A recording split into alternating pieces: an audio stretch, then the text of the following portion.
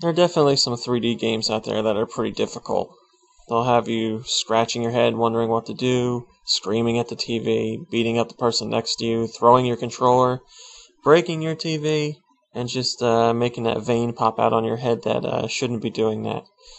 But there really hasn't been a 3D game that truly shows difficulty like the 2D games used to back in the day.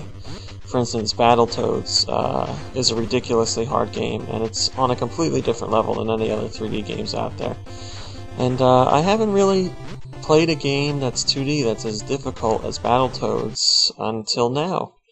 And that title is Chronos Twin.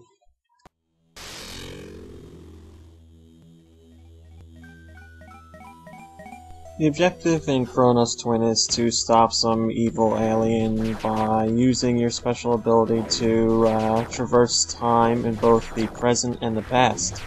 I don't know how you can do this, and I wasn't paying much attention to the story because I was really excited to try out the game. So anyway, as you can see, you play on both the top and the bottom screen at the same time. You jump by using the A button, and that makes both characters jump. But you fire using the B and the X buttons for top and bottom shooting, so you control shooting independently. These simple mechanics right here can show that the game will get pretty intense. The thing is, it gets pretty intense really quickly. Take a look at this shot, for example.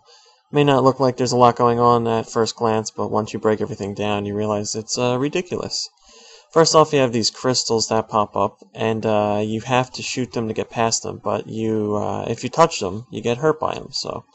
Second, you have this big guy behind me on the top screen that's chasing you the entire time through this level, so he never lets up, no matter how many times you shoot him.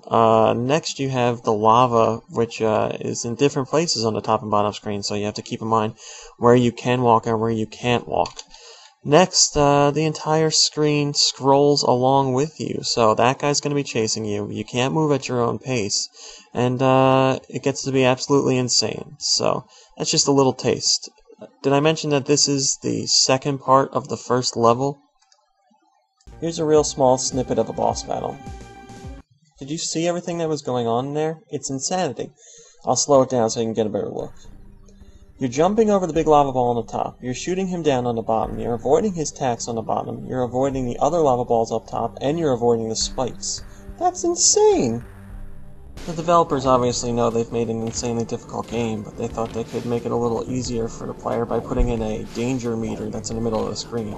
It blinks on the top or the bottom depending on where the action is.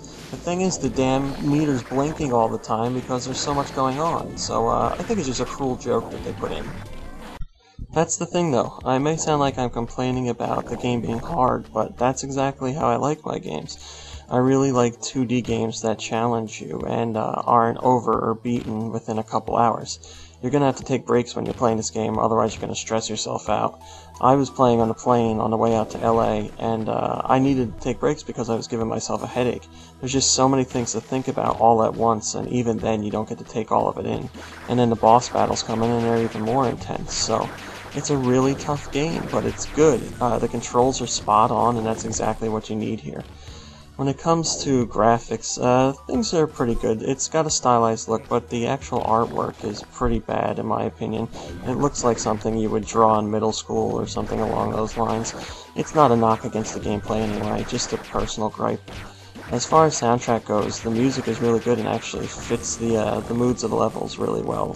Sound effects are pretty standard sci-fi stuff. There's a couple really cheesy digitized sound effects of gun shooting and stuff like that, but once again, nothing that'll detract from the gameplay. So, overall, I really enjoyed this game, and I'm hoping that they make a sequel, and I hope they don't dumb down the difficulty either. I really highly recommend Chronos Twin, especially for people that are looking for a challenge. There's even some puzzling elements that I didn't even get to discuss, but overall score, I'd have to give it an 8 out of 10.